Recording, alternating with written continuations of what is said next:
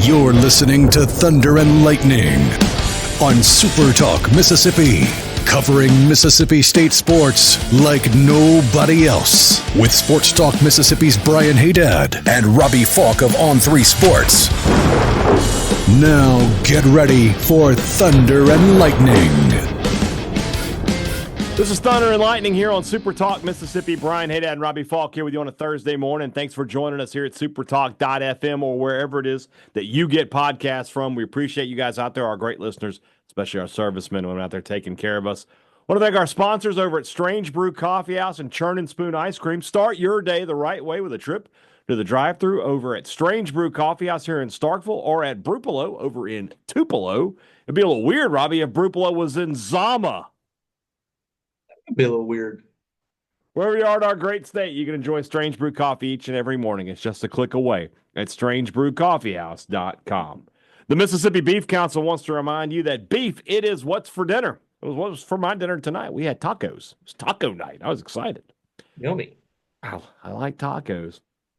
Whatever you're doing for dinner, beef is the ingredient you need to add. It's delicious. It's nutritious. It's easy to cook. It's inexpensive. You've got so many great options. If you're cooking a weeknight meal, beef needs to be on the menu. If you're looking for recipes, you can find them at msbeef.org. Beef, it's what's for dinner. Thanks to our friends at the Mississippi Beef Council. College Corner, collegecornerstore.com. That's the place to find the maroon and white merchandise that you're looking for. And I know that you're looking for it. You need to get some new gear. They've got it at College Corner. 2 locations in the Jackson area, Ridgeland by Fleet Feet, Flowwood by the Half Shell, or you can shop online at collegecornerstore.com. Restaurant Tyler is Starkville's flagship restaurant for lunch, dinner, or Sunday brunch. The best meal in town is at Restaurant Tyler. If you want to grab a great lunch in the city of Starkville, the place to do is Restaurant Tyler. I love a blue plate, and the best one around is there at Restaurant Tyler. I love fried chicken. I love fried catfish. I love blackened catfish. I love pork chops. I love chicken meatloaf. Yes, I said chicken meatloaf. It's delicious. Whatever you want to do for lunch, you need to head over to Restaurant Tyler. Priority One Bank, 16 locations to serve you throughout central Mississippi. Let PriorityOneBank.com be your guide. They'll show you not only where they're located, they're going to show you how they're going to help you invest, manage your money, and prepare for the future. Now more than ever, when you need guidance, when you need answers, when you have questions about your money, you need to be able to talk to a bank that helps you out immediately, that is working on your schedule. That's Priority One Bank. Let Priority One Bank make you their priority.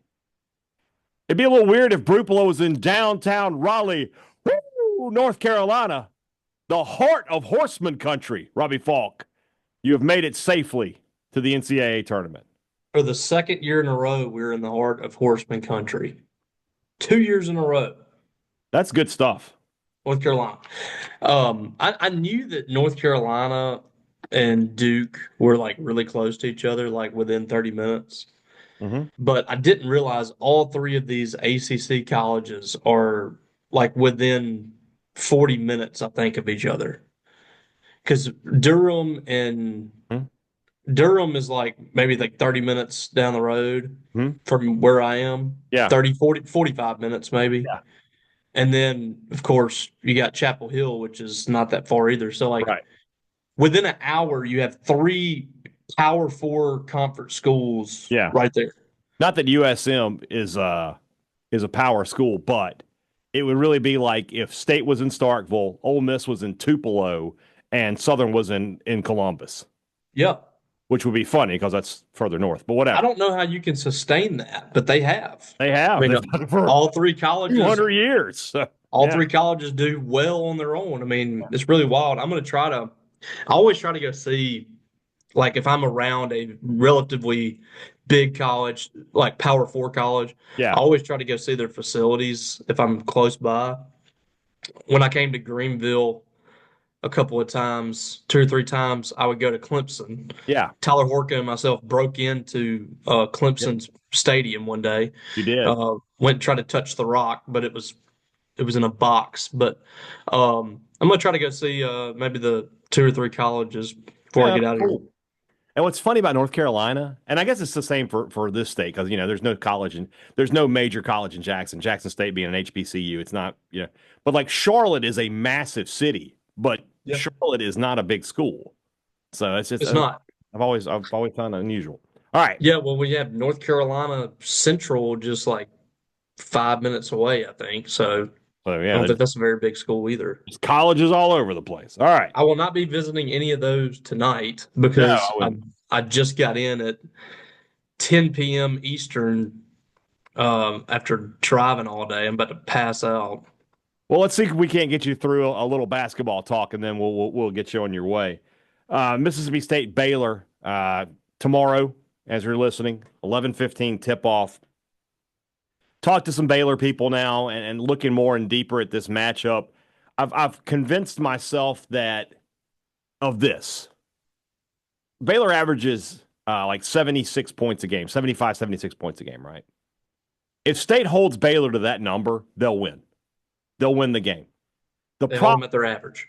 The problem for State is this, is that you break down the scoring average of everybody, right? And you got Omier, he's at 16 a game, and Edge comes at 15. You got another guy at 11, another guy at 10. If everybody holds to that, they're fine. State's problem all year has been some guy who's at the 6 or 7 point per game gets 25.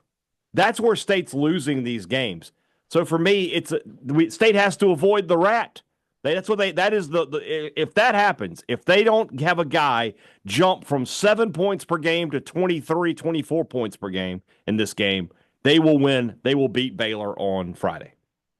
Yeah, I think that's fair. Everything status quo for Baylor. State should win the game. State's played in a tougher conference. They've played tougher competition most of the way. We just don't want our guy Jaden Nunn to go off. Yeah, that's our guy. That is the guy we have got eyes on. That's the guy that we have picked, who's a 41% 3-point shooter on the year. Not good. That's not good for Mississippi State, but hey, we'll see what happens. Don't let him beat you. Mm-hmm. If these other guys have their point total, you're good. But Jaden Nunn going 7 for 10, which was my prediction earlier this week, or 6 for 12, one of the two, you might be in trouble. Yeah. So are we back to saying you can't give up 10 or more threes? Because they've actually lost 2 games where they didn't give up 10. The number of threes is irrelevant to me. It's that one guy being plus 18 or more on his season average that's the number that I'm looking at. So you look at their top 4 scorers, right? Like if Edgecombe goes off for 25, 28 points, okay. I mean, I get it, right? If Armier has a big day, he's 28 points, okay, I get it. It's the guys down the list that are 7, 8 points a game that turn into 25-point scores. That's what's killed State all year. Every one of these losses, I bet I can find a guy who scored at least 10 points above his scoring average for the season. And so State's got to find a way to just keep the regular guys scoring and not the other guy, and for whatever that is. And then on the other side of that, they need their other guys to step up. Hubbard will be there. I'm not worried about Hubbard. I'm not really worried about Keyshawn Murphy. The other guy I have the most interest in this game is Cam Matthews, because I think Cam has got to be thinking at least, hey, every time now, starting Friday, that could be it. That could be my last game. I think we're going to see a vintage Cam Matthews performance, at least on Friday. I think somewhere deep down, and this is just me speculating. I haven't talked to Cam, but you got to think Cam is thinking, if we can get past Baylor and I can go one-on-one with Cooper Flagg, that could be something there. I can hold him down. He thinks it in his head. I would love to see. I am hoping to see that matchup. I think that 05 team really wanted that too when they went head to head with Winsome Frazier, JJ Redick, and those guys. You would love to see a team like that. That's kind of what you grow up and you watch March Madness and you see Duke and North Carolina and Kansas and teams like that. You want to be in that position playing those brands and playing those kind of teams. Last year, State got that opportunity against Michigan State and it didn't come to fruition. But Baylor's kind of become one of those brands. And this is a team that won the national championship a few years ago. So this is a big opportunity for Mississippi State to beat a team that has, over the last decade, been actually more than a decade, been consistently in the NCAA tournament, consistently fighting for national championships or Sweet 16s or whatever. So this game kind of feels that way for him too. And Cam Matthews has really kind of rose to the occasion too. It feels like in these postseason games. Last year, I thought he was playing on a different level in the SEC tournament. He, I don't know what exactly it is, but he hasn't really been himself at times this year. You can say maybe he's beaten up or hurt or what, but he hasn't always been himself. He still had a really good season. He's all SEC defensive guy. Coaches around the league will tell you he's one of the best on ball defenders in the league.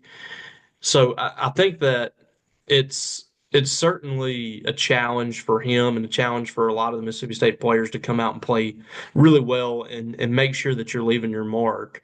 And State has not done that in the first two trips to the NCAA tournament. That they had a game against Pitt that was there for the taking that they couldn't get. Michigan State, I didn't think they played well at all in that game, kind of laid an egg. Everybody's waiting for this team to take that next step. This would be taking that next step on Friday if they can come out and get a win in this ball game, and finally get that monkey off your back because you haven't won in the NCAA tournament in 17 years. I mean, that's a long time. So this is a chance for this team and Cam Matthews too. I mean, I wrote about it earlier this week. His legacy is very strong, but he can add to it here by making a run this tournament. What do we think about the coaching matchup? This is two very experienced coaches, Chris Jans and Scott Drew. Drew has obviously been at his location longer, has more tournament success there at Baylor. Obviously, has won a national title. Jans has been to the NCAA tournament, with two different schools here, 3 straight appearances with Mississippi State. I feel like these two coaches, they kind of mirror each other a little bit. They love to play grind it out kind of defense, but they have in the past coached teams that could fill it up. I think this is going to be a game where the coaches matter, and I think in that instance, as much as I like Jans, I think Baylor has the advantage there. And you have a guy that's coached in Final Fours and won a national championship. Anytime you got that, that's a major advantage. And he's been to a lot more NCAA tournaments than Chris Jans has. With that said, a ball coach is a ball coach, and it doesn't matter if you're playing on Mars. I mean, it's basketball, so it's going to be a tremendous challenge for Chris Jans, and I think that he's going to be ready for it too. He seems to be pretty confident coming into the tournament. I'm looking forward to hearing what he has to say on Thursday when we go talk to him and some of the players at the arena. But this is a big opportunity. He went head to head and beat he beat UConn, I think, at New Mexico State, did he not? That's correct, yeah. And so, I mean, he's been in that tournament and beat some really good coaches before. So, this is a big challenge for him. He can do this, and then he can go head to head with likely Duke on Sunday if he's able to get it done. But this is a big game for him for sure. You and I are not the people saying that that they're raising questions about Chris Jans. You and I we're like, this guy's doing a great job. He's continuing to build this program. What is the story around Chris Jans if he wins this game? What is? I think we see a lot of people having to delete some tweets, is how I would put it. There's going to be a lot of them. He wins this game, and then you need to start locking in that contract. Yeah, that's kind of been the people that are even, I wouldn't say detractors, but those that are still not willing to consider him a guy that needs to be making top 10, top 15 money or whatever. I think they would tell you that he needs to win an NCAA tournament game first. And this is his opportunity because from what I hear, Mississippi State is going to be investing a lot of money in the transfer portal this year. I'm glad you brought that up. I want to talk about that. Keep going there. Yeah. And they've already invested a lot of money in Chris Jans. The next step in making this, a basketball school again at Mississippi State is keeping Chris Jans intact, keeping what you have here so you can really build on it. And, there's been a lot of talk about Chris Jans, whether or not he wants to be here long term. And I think that's always going to be a question, especially this day and age. But he wins this tournament game on Friday. You start to make it really difficult for him to leave by giving him a raise. I think he probably needs a bump again next year. But you win a tournament game, I think you can really start to talk about, okay, we need to start locking him in and keeping him here long term. He's proven he can do something here that hasn't been done in, 2 decades. And next year he has a chance to equal what Rick Stansberry did with the 4 straight tournaments and could even push into the Sweet 16. I don't know. That would probably be my next step. If you win a game this year, my next step would be let's find a way to win 2 and get into the next week. And so, we've had this conversation on the board before. Like, I think Mississippi State, with all the talk with does Chris Jans want to be here? Is he looking at other jobs, things like that? He's denied that. But, there's been enough rumors around that we know that there's been schools interested in him. He's been kind of looking a little bit the last couple of years. I'm not saying this year.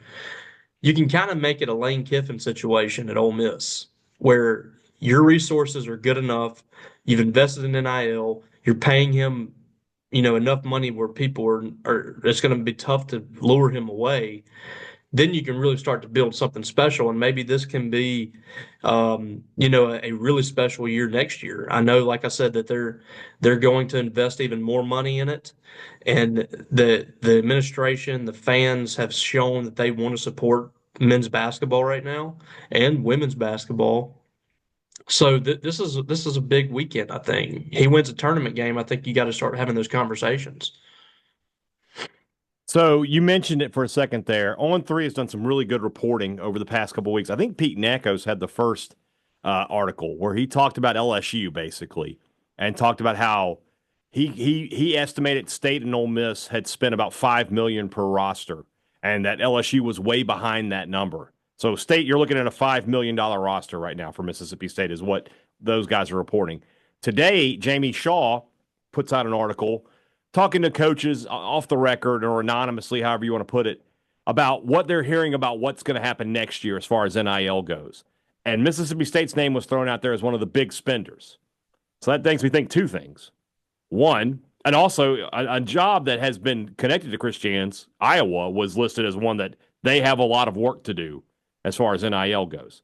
Makes me think, one, go ahead. I was going to say on that front, that's going to be a selling point for every coach now. Mm-hmm. Is does your school have NIL funds in place? Are you investing in basketball? That you will not see coaches prioritize money for themselves as much as they used to. It's still a big deal, but that has gone down in the pecking order, and now the NIL has gone up. Am I going to have the resources available to be successful? So that's another thing. Mississippi State is showing that those resources are in place. It changes the priority line where teams fall, the tiers. LSU is a place that's always been resourceful, but right now their basketball program is not super resourceful. Women's basketball is, but men's basketball, that job isn't as sexy as it used to be because of that. So if you don't show that you're going to put investment into that side of things, coaches aren't going to look your way. And it looks a lot different now than it did 5 to 10 years ago. I think, first off, you're absolutely correct. You think about Ole Miss, right? Ole Miss traditionally has been a program that basketball was not a concern up there. But if you get a coach like Chris Beard and you want to keep him, you're going to have to spend. And the same is true with Mississippi State. Mississippi State has always been a program that's valued basketball a little bit more and has always recruited pretty well in basketball. But you want to keep Chris Jans around, it's going to be more about what are you willing to give him in terms to help him succeed. So really good reporting there from Jamie Shaw. I'll be interested to see what that means because you think about this year, $5 million roster, we can all play hindsight if we want to. But you know as well as I do that when Kugel, Harris, Melendez, and Kanye Clary, when they were signed with Mississippi State, that was like, that's a great transfer class. They've put together a great class. It didn't. In some ways, it didn't work out. State is back in the tournament. I'm interested to see what quote big money means for next season. Yeah, I think the roster is going to cost more next year than it did this year. I mean, Josh Hubbard's going to command some more money. Keyshawn Murphy's going to command some more money. And then you got to go out there and get guys too. I mean, you're losing Melendez, Harris, and Matthews.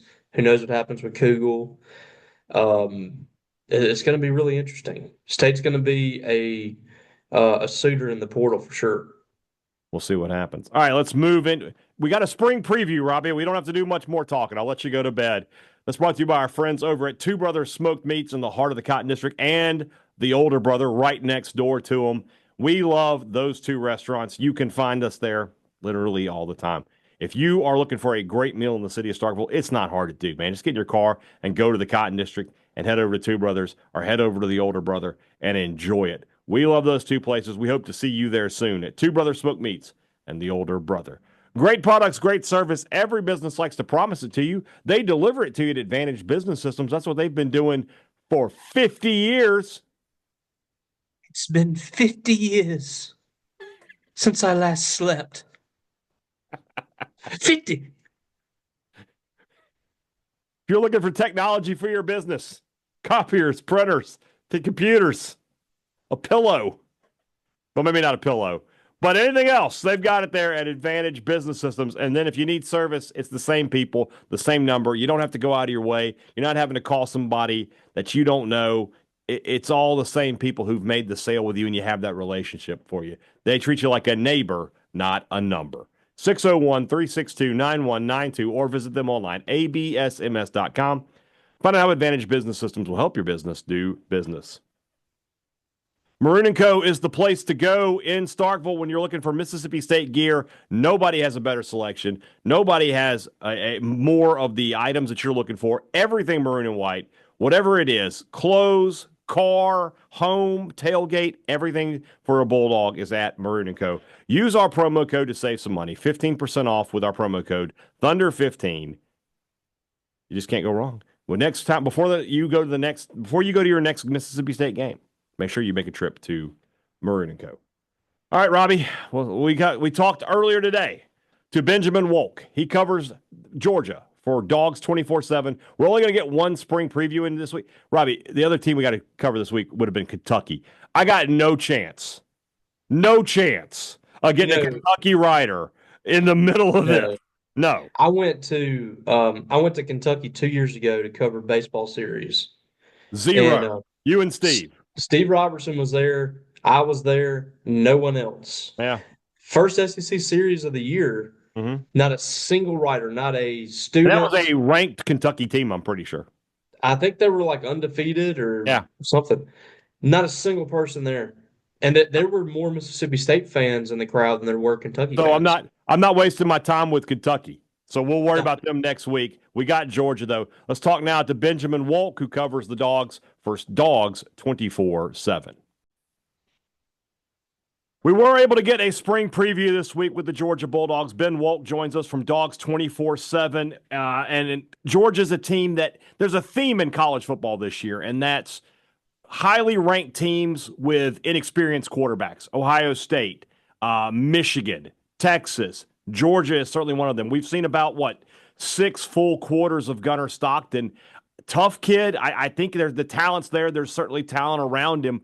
What are your expectations for him in year one, and what do you want to see from him this spring?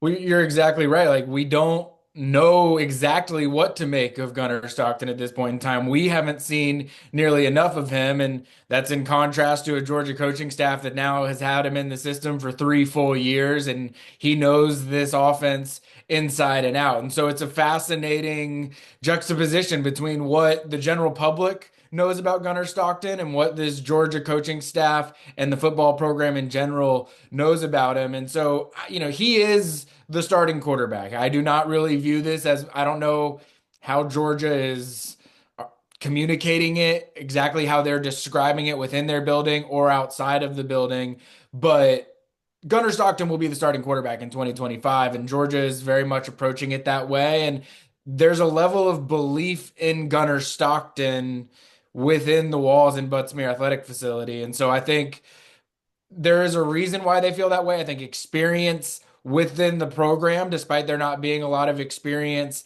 on the field in game action, I think that they believe very firmly in him with that. I also think the perimeter talent upgrade that Georgia is seeing year over year at the wide receiver position, whether that be the incoming freshman class from the 2025 cycle or the two big time transfers that they brought in through the portal. I think they feel there's such a talent upgrade at wide receiver that will coexist well with what Gunnar Stockton does well, which I think is getting the ball out quick. And he has, I will say, if there's one area of his game talent wise that I feel strongly about, it is his deep ball. And I think that he throws a very accurate, explosive deep ball. And I think they put the right receivers around him to be able to do that this season. It's so interesting looking at Georgia's depth chart. I use this website, R Lads. I'm sure you've heard of it. Oh, yeah. It's a great tool for fans if you want to get an idea about teams. And normally when you look at that, there's TR by almost everybody. Not at Georgia. Not at Georgia. There's so few. But you mentioned those two receivers, Noah Thomas from Texas A&M, Zachariah Branch from USC. Those are explosive playmakers. And Georgia was kind of lacking that a season ago. How quickly can they get integrated into what Georgia wants to do offensively? Well, I think that's the big question for how successful this Georgia offense is this season, because if Noah Thomas and Zachariah Branch work their way into the rotation and are those wide receiver one types, the big, Noah, and they're different types of receivers, like Noah Thomas, 6'6", big body, run after the catch. Zachariah Branch, one of the smallest receivers Georgia's going to have this season, but out of this world explosive. I expect both of them to be heavily involved this season. There's a reason that they brought them in. And quite frankly, when Georgia brought James Coley back to be the wide receivers coach, it was with the mission of overhauling the entire wide receiver room. I think they realized that was an area that they just needed a complete roster change. And last year, you felt a lot of that because there weren't many explosive wide receivers. There weren't a lot of guys getting open on a regular basis. And the one who could was Arian Smith, and he had one of the highest drop rates in the country. And I think that I don't even fault Arian for that. I think that he was open more than any other receiver that Georgia had, and they had no other choice to get him the ball. And I think that some of his limitations were exploited through some of that. But I think, look, this is a completely different wide receiver group. The top other than Dylan Bell, every wide receiver that you're going to see making an impact for Georgia this season will be a new face. I think a lot of that will be from the freshman group. And then I think that both of those transfers, Noah Thomas and Zachariah Branch, are going to be asked to be two of the top receivers on the team this season. I have no idea if he'll be any good or not, but I'm pulling for Nitro Tuggle just because that name is unbelievable. Is he good? Tell me he's good. Yeah, he's good, and he's another one where him and Sokovie White were the only two wide receivers that they brought in the 2024 cycle, and just because of where they fall with having some experience over these freshmen that just came in, they have a little bit of an inside track to get early reps compared to that 2025 class. And so I think Nitro Tuggle and Sokovie White are two names that don't get mentioned enough when it comes to Georgia wide receivers just because of all the talk about the freshmen and the transfers. When I think Georgia, we talk about receivers, but when I think Georgia, obviously I think about running backs. It's such a great tradition there. Nate Frazier was good last year for Georgia, but he wasn't that typical, Georgia 1,000+ yard running back. So I assume there's some competition at that spot. What does the backfield look like for Georgia? It's been a weird couple of years for Georgia. I mean, to your point, you think of Georgia, you think run the football, you think running backs, and quite frankly, they haven't been that identity the last two seasons. I mean, last year they were in the bottom quarter of the league when it came to rushing the football, and it kind of came out of nowhere. It was sort of hard to explain because you look at the NFL draft this year, and there's probably going to be 4 guys from Georgia's offensive line last season that are going to get drafted, and they're having to replace all of those snaps up front on the offensive line. You lose Trevor Etienne, who never quite was able to, statistically produce the way that he probably would have expected to when he got to Georgia. Like you said, Nate Frazier is going, I think he spoke to the media what I believe is the first time last night. As we're talking about this, it was last night, and it just shows that he's the most experienced guy in that room, and he's never even been through a spring practice at Georgia before. And so there just isn't a lot of proof in the pudding when it comes to Georgia's running backs. Branson Robinson has been hurt just about ever since he got to Georgia. Roderick Robinson was banged up all last season. You've got Bo Walker that's coming in as an incoming freshman, but again, he's a freshman. We don't really know how much you can really expect there. I think that Nate Frazier is going to have to carry the workload there, and he's explosive and he brings a juice and an energy even off the field that I think will work well for Georgia. But I think Chauncey Bowens is another guy that came in that 2025 class. And then you've got Dwight Phillips, who undersized at running back, but true track speed, son of two Olympians. So he has some genetic pedigree that other guys just aren't going to be able to have. I mean, he ran a legit sub 10-2 in the 100 in high school. And so he can really move. And so I don't think that Georgia has a clear answer yet on what running back's going to look like beyond Nate Frazier, but somebody's going to have to step up there this spring. Defensively, you can't ever have worries with Georgia. They recruit at an elite level, and they have Kirby Smart, one of the best defensive minds. Glenn Schumann, great coaches there on that side of the ball. Are there any new faces on this defense we should keep an eye on?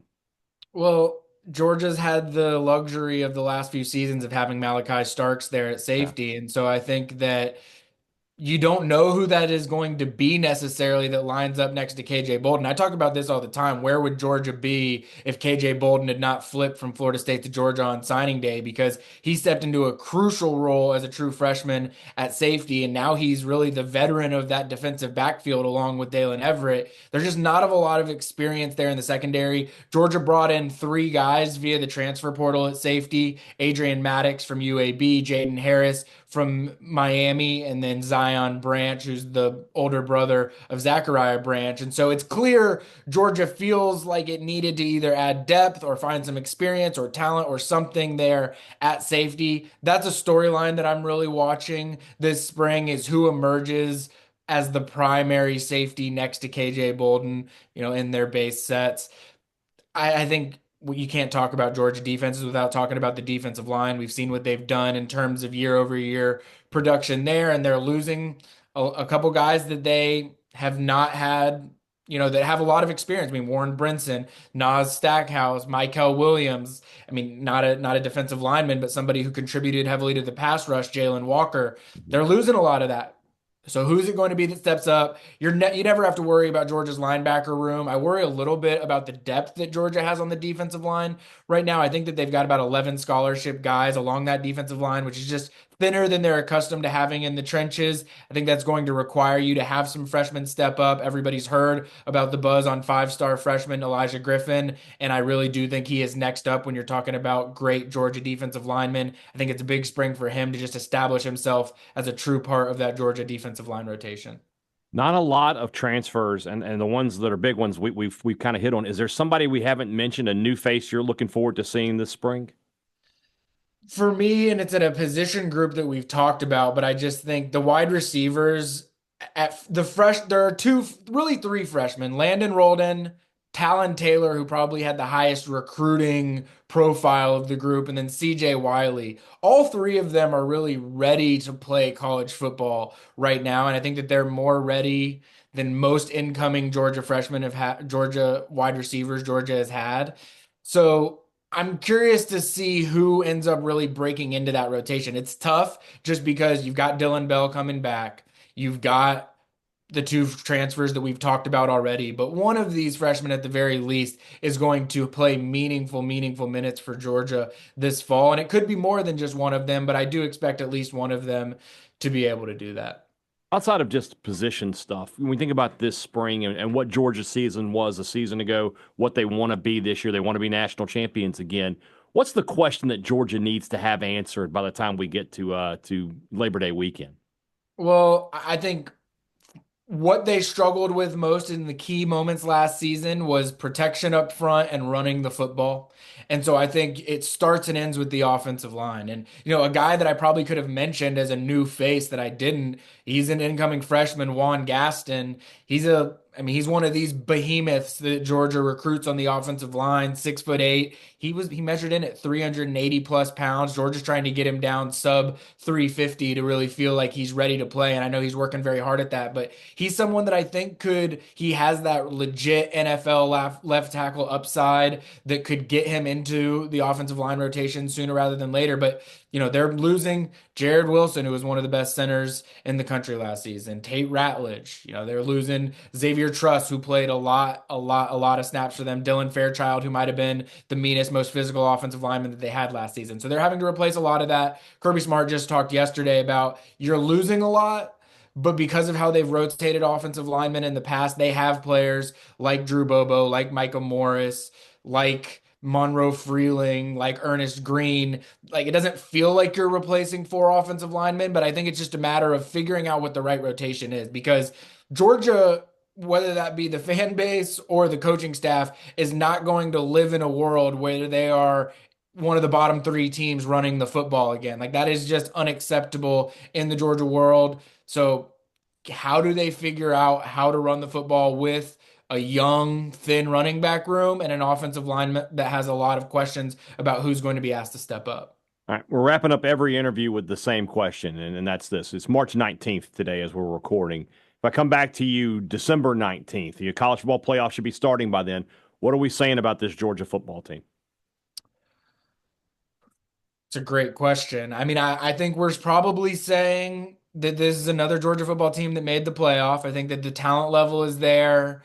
Despite it being another challenging schedule, I think they're catching a lot of the most difficult teams on their schedule at home this season, whereas last season they were having to go on the road for most of those difficult matchups. I think that we're sitting here probably asking some of the same questions, though, that you've been asking me here. Is like, what is what can you expect from Gunnar Stockton here down the stretch in the college football playoff? This offensive line why are they not quite protecting the way that they need to or running the football the way that they need to? Like, I think a lot of the questions that we're talking about right now are still going to be questions that we're going to have about this Georgia football team, because I mean, look, they're over under, I think this year win total is 9.5. It's another, last year it was 10.5. It's another challenging schedule for Georgia. I don't think that we live in a world now where we can expect Georgia to just go run through the SEC, go 12-0. Like, I think that those days of Georgia's roster dominance is probably behind us. Not to slight what this Georgia football program is capable of. I just think that there are some landmines on the schedule that are more possible than there were in 21 and 2022. And so, if we're sitting here 10-2 in December and Georgia still has, a lot of questions at the quarterback position or along the offensive line, that wouldn't surprise me at all. Georgia Bulldogs will be here in Starkville. I think that's in October. I'll have to double. I haven't committed the schedule to memory yet. I don't know if you have. I know I'm the same way. I'm still in basketball. We got baseball. It's just too much right now. Ben Wolk, 24/7 Sports Dogs, 24/7 man. Really appreciate your time. We'll talk to you again as the season gets closer. As I mentioned to him, there's this common theme in the top teams this year in Georgia, Ohio State, Michigan, Texas, Alabama is going. Big expectations, inexperienced quarterback. I guess the good news for Georgia is the teams I listed, those are the teams that are going to be competing for the SEC championship with. There's not really a team in the SEC that has an experienced quarterback and super high expectations this year. Like, the most experienced quarterback coming back is Nussmeier, I would say, right? Not high I mean, they have high expectations at LSU, but I don't. I don't think they're a national championship team. So maybe it's not that big a deal after all when you really think about it, but I'm interested to see how this Georgia offense, I don't worry about their defense. I'm just not concerned. But offensively, they've got to be more explosive than they were a year ago. Yeah, and it's the scheme, man. I just don't like the scheme. Yeah. I don't like what they do. And last year, I just, they always are super talented, but you could tell they were just wonky last year. And that it wasn't, I still had a really good season, but at the same time, it's just like that just felt like something was off with them. Yeah. And it felt like it was mostly on the offensive side of the ball. Carson Beck moves on. So they're going to have some new faces out there. Still going to be super talented though, and it's hard to believe, they wouldn't be right back in the mix. No, they'll definitely be in the mix. I mean, I wouldn't say they're my favorite to win the national championship, or maybe even not my favorite to win the SEC. But it would be folly, I think, to tell you that I don't think that that's going to be a team competing in the college football playoff and having a chance to win a national title. All right, we'll do Kentucky and LSU next week. Tomorrow's show, we'll preview a lot more basketball, plus we'll do some baseball as State tries to get back on a winning track as they travel to Oklahoma. For Robbie Faulk, I'm Brian Hadad. Thanks for listening to Thunder and Lightning here on Super Talk, Mississippi.